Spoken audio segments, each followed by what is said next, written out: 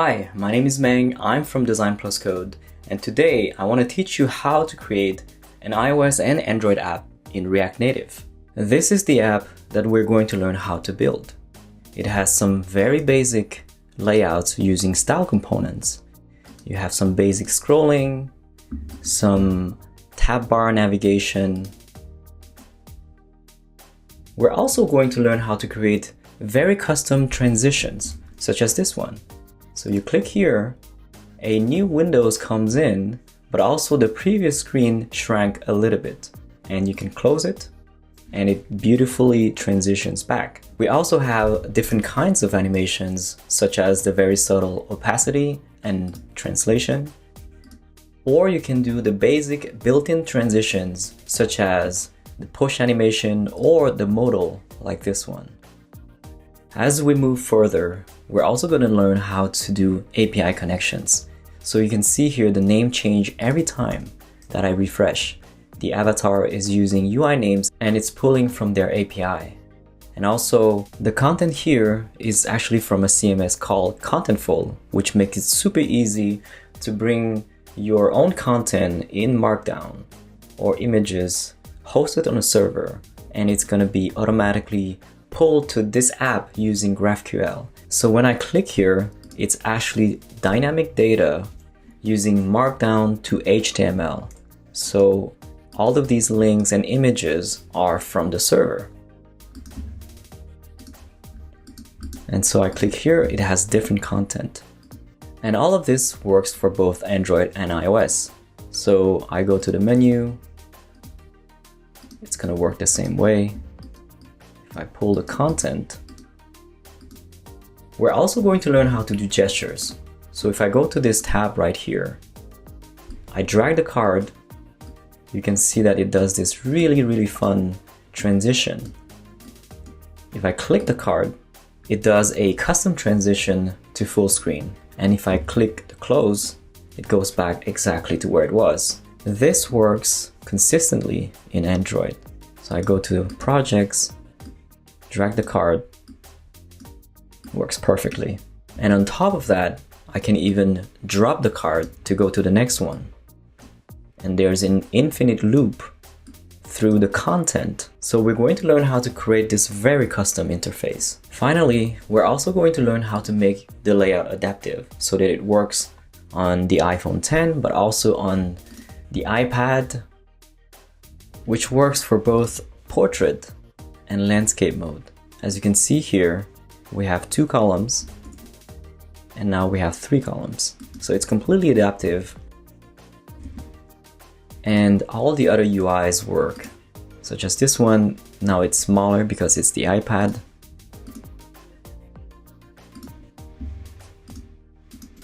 So in this course, you're not just learning how to create some fake product and take you 20% there. We're actually learning how to build a real app using real techniques that's going to take you to the App Store, and this app will actually be published.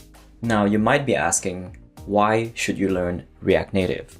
Well, first of all, for those who have taken my React for Designers course, you can build this on top of the knowledge that you have learned there. And of course, for many of you who have learned React in the past, or even just HTML and CSS, this would be a fairly easy transition. One thing to note about React Native is that it actually uses native components. So you're building the app exactly as you would in Xcode or Android Studio, except that you're using JavaScript instead. You're also using CSS to style your app. This course was made by a designer for designers. It's focused on UI, animations, and a workflow that starts with the design tool. And in this case, we're using InVision Studio, which is a free app, by the way. And the file is shared so that you can inspect all the design, so that you can easily reference this to style the CSS in React Native. Now let's talk about the workflow, because it's incredibly important to use the right tools to be efficient at releasing your first app. It's very easy to get caught up in the thousands of libraries that may or may not work. There are also a ton of tools that are not too friendly for designers. But in this case, I made sure that it's all well curated and use only the most essential ones and focus on the built-in libraries that exist already in React Native. The first one is Expo. This is absolutely essential. It allows you to have a developer tool that makes it easy to test your app on the iOS emulator, the Android emulator, as well as your iPhone device. One library that I really like as a designer is called Style Components. We have used that in the React for Designers course, and in this case, we're going to use the same exact syntax as what you would find in CSS, instead of using JavaScript.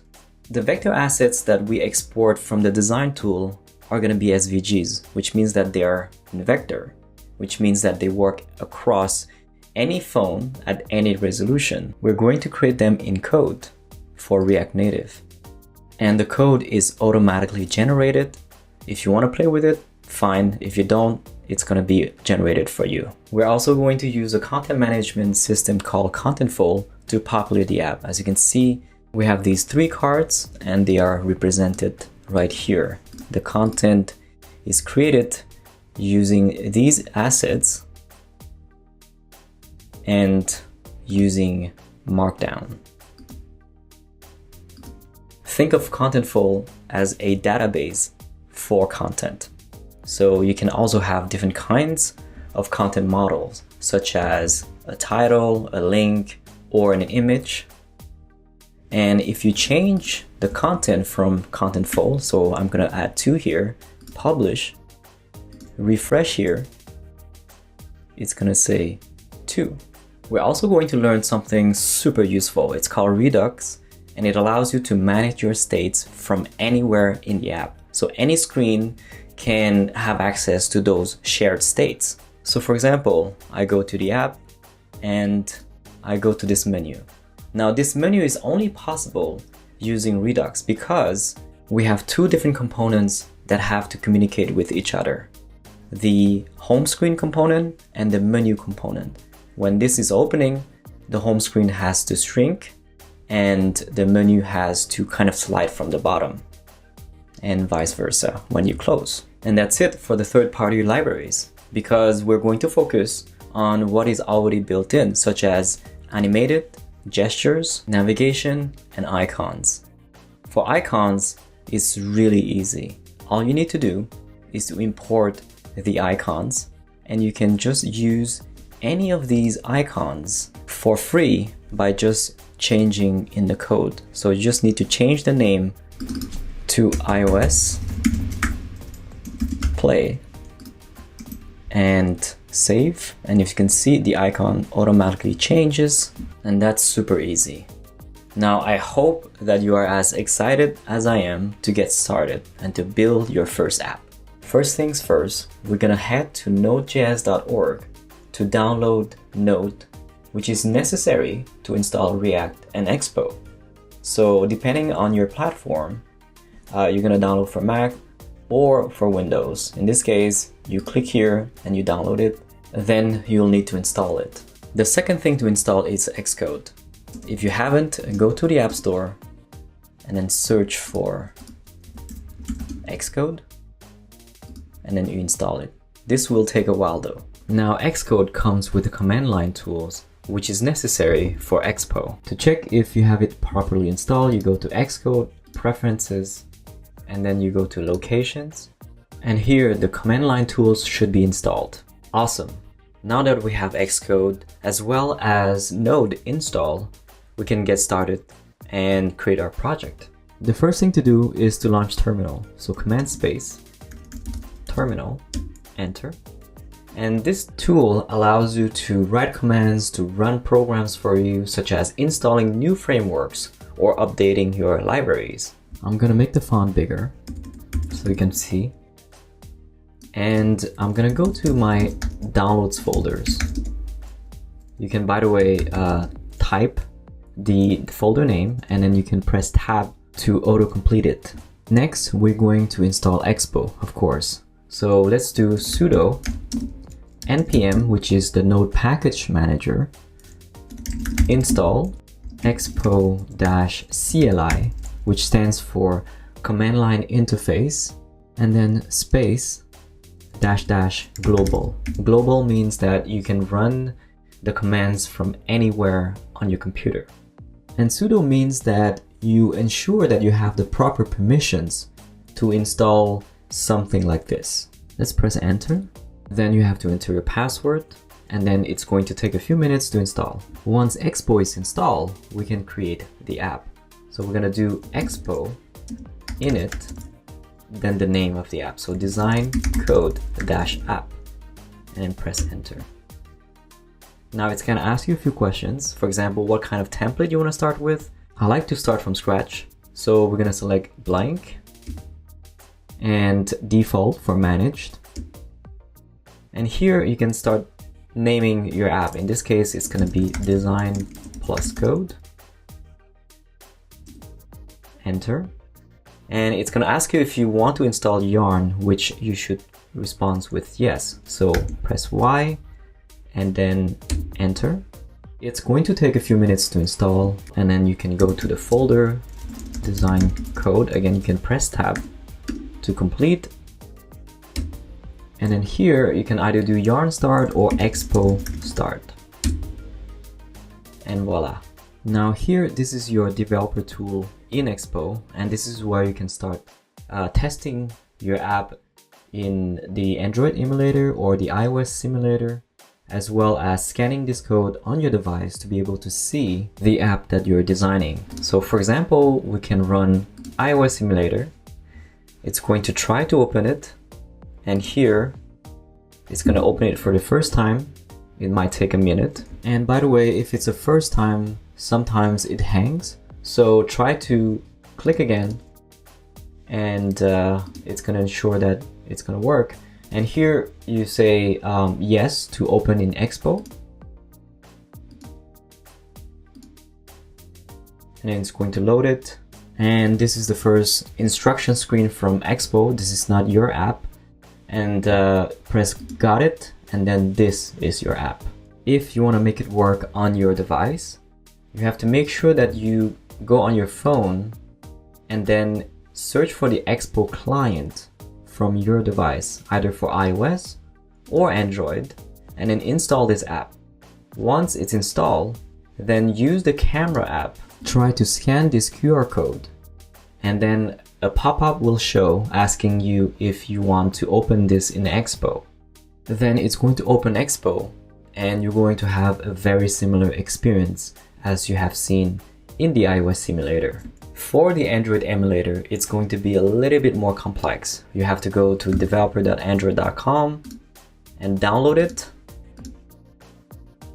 Then you execute the file, and then this window will pop up. You drag Android Studio to your applications.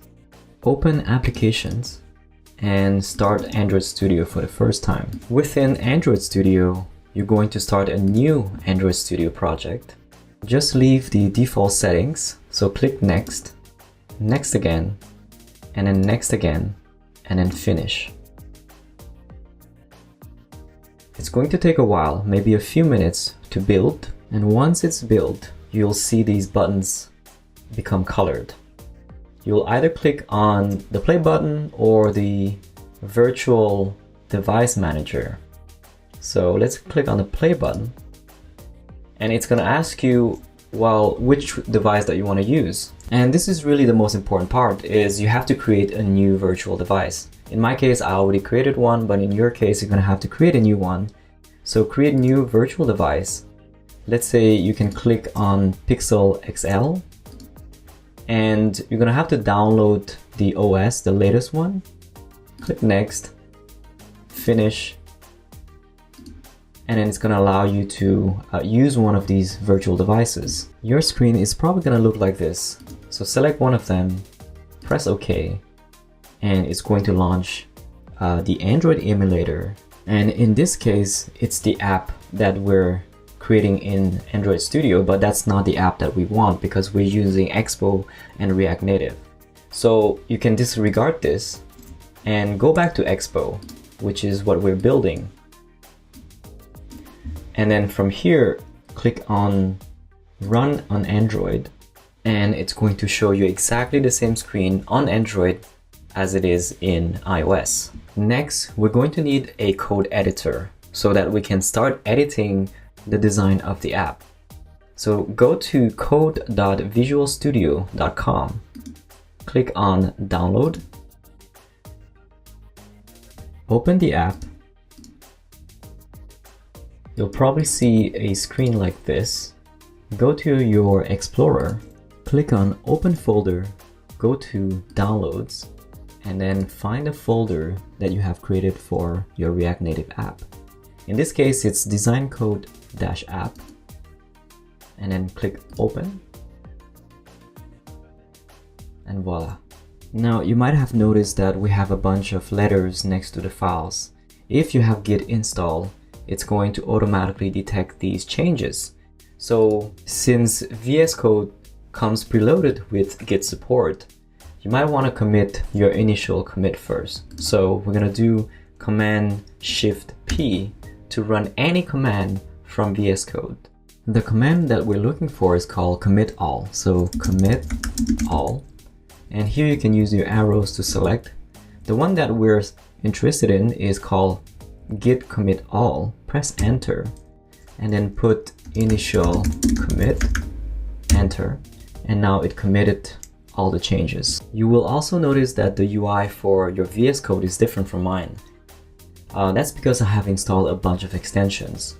To do that, you're gonna have to go to extensions, and the ones that we're interested in is called material theme.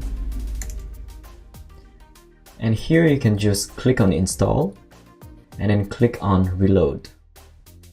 And to install the theme, you have to do Command-Shift-P and then search for color theme, press on color theme, so enter. And this is where you can select the theme that you want. You can choose between Pale Night, or the one that I'm using is called Darker. And yes, you should reload it. For this course, we need 3 more extensions. The next one is called Prettier. So install this. And this is going to allow you to make sure that the formatting of your code is always consistent with what I have, and it's quite useful for beginners as well. And speaking of code format, we should definitely use style components. It's going to have code highlighting when you're going to use style components.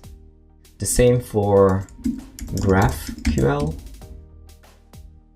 So GraphQL for VS Code, it's going to give you code highlighting when you're doing GraphQL. So let's make sure that you have all 4 of these extensions, and then we can just go back to our code.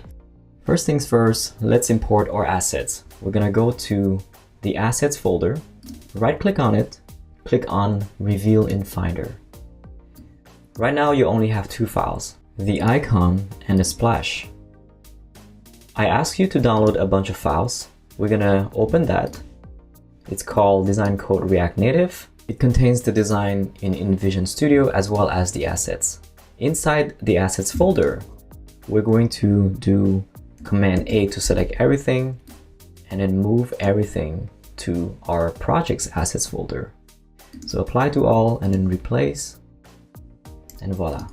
Now we can close this and then come back. Here it should reflect everything as it is in the Finder, so you can click on it and you can see all the files along with the changes. Let's take a look at your app configuration. We're gonna go to app.json, and this is where you can configure, for example, the name, the slug. The slug is kind of like the URL that you're gonna use when you publish on Expo. And these settings, we can definitely deal with them later. The most important ones are orientation. So you want to put default so that we can support both landscape and portrait. And the link to your icon, if you have a different icon name, you can link that, as well as the splash and the background color. For the background color, let's open InVision Studio and look at the design that we have. We have 2 different splash. This one, we cannot use it because it has to be adaptive for different screens, not just the iPhone, but also the iPad. And unfortunately, React Native doesn't deal well with adaptive splash screen, at least for now. So we're going to use a bulletproof technique, which is to simply have the logo of your app be in the middle and then have a custom color in the background. In this case, the background color is going to be this code right here. So I'm going to copy and paste this back to my app configuration, and voila, and I save it. Now let's go to the main file. This is where you can see the design of your app, the first screen of your app. So let me just put it next to my Visual Studio Code. I'm gonna open the iOS simulator, put it right here. And so this is my code. This is the preview. If I want to change the content, such as this text, so I can say my first app and save, then you can see it's reflected in iOS simulator using hot reload, which is super useful. If you have ever done iOS development or Android development, it has to compile every single time, and it takes a while to build your app in order to show the preview of your app. In this case, every time that you make a change, it's almost instantly reflected in the simulator, which is pretty awesome. Now, let me explain the code a little bit. For those who have taken my React for Designers course, you can see that the code is very similar. You have to import the React library, and then you have to import a bunch of components from React Native, which is kind of treated as a different library on top of React. And these are the names of the components. We're using style sheet, text, and view. Now, for those who have made websites, you know that we have a bunch of tags, such as h1, button, a. So for mobile development, we have to use a different set of tags, or we call them components. In this case, text, view, which is kind of like a rectangle, like a div. And anytime that you use text, you have to wrap it using the text component. For the React component itself, it's named app, and it's basically the same structure, the same syntax as for React. You have render and then return, and then this is the visual part. One thing that they're doing differently as a standard is called style sheet. Now we're using a style, and then we're using a JavaScript style sheet, which borrows from CSS. It has virtually all the same CSS properties. The difference is that you have to write it camel case, so without capital as the first letter, and then every new word, like instead of using dash, you have to use a capital letter. Now to create a style sheet, you have to declare the name using the component from React Native, create, and then the name of the individual styles. In this case, we're using container for the view, and then the CSS properties. There's just one last thing that I want to mention, is that React Native use Flexbox prominently. And if you haven't learned Flexbox, I think this will be a good time. Flexbox is really useful for setting up rows or columns and setting the division and the alignment between each item. One special property in React Native is called Flex1. It means that it's going to take the full width and height of the container, and in this case, it's the entire device. And now you might be asking, well, why should I use a different syntax for my CSS? And you would be right, which is why we're going to learn how to use style components. So in the next section, we're going to use style components to build the UI that you see here, a very custom UI. And I'm going to go deeper with how to use Flexbox, how to use React Native components, which are just the same as any native components created in Xcode or Android Studio. We'll even learn how to create our own React component from scratch.